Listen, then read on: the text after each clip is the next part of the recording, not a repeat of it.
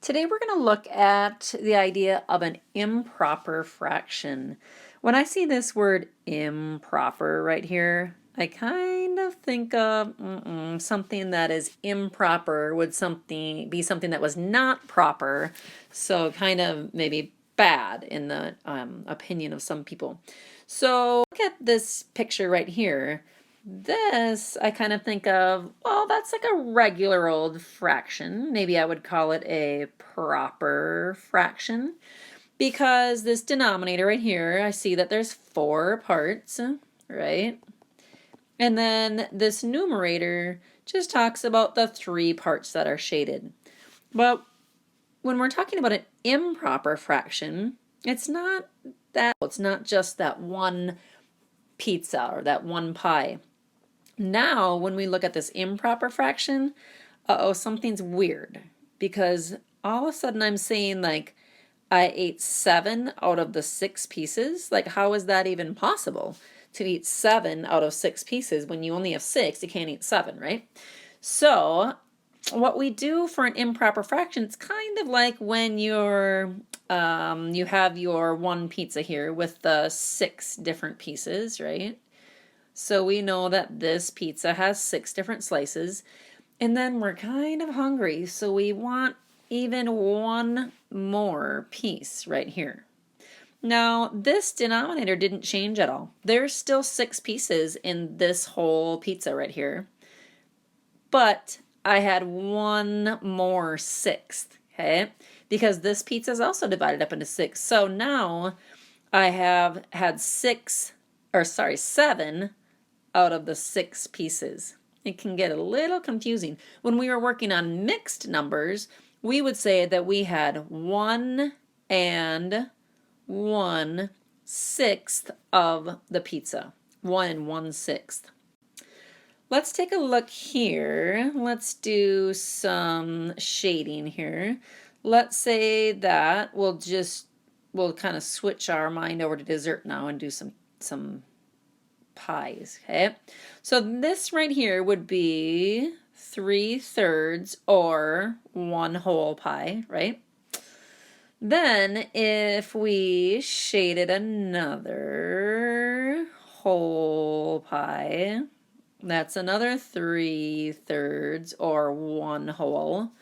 And then maybe we were finally getting a little stuffed and had just 1/3 over here.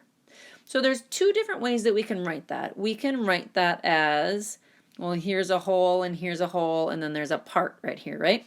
So we could add all of those together and say that we had 2 and 1/3 of the pie. Or we can count each of these thirds. This is 1/3. This is 1/3. This is 1/3, this is 1/3, and you kind of get the idea, right? So now our denominator, because all of these pies are still divided into thirds, that is still going to be my denominator, okay? And now I'm just going to count how many thirds that I ate. Okay, so I've got 1, 2, 3, 4, 5, 6, 7.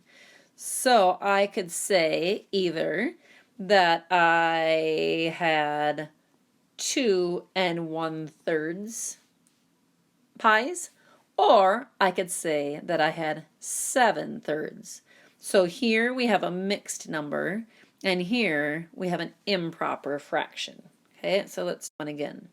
This time I'm actually going to tell you what I'm going to shade in. This time I'm going to shade in, let's see, let's do 5 halves. Because I can tell right away, I can tell this denominator is going to be 2 because I'm just going to look at this one whole right here. And I can see that it's divided into halves. Okay, so here's a half and here's a half. Okay, now this top number is going to tell me how many halves I'm talking about, right?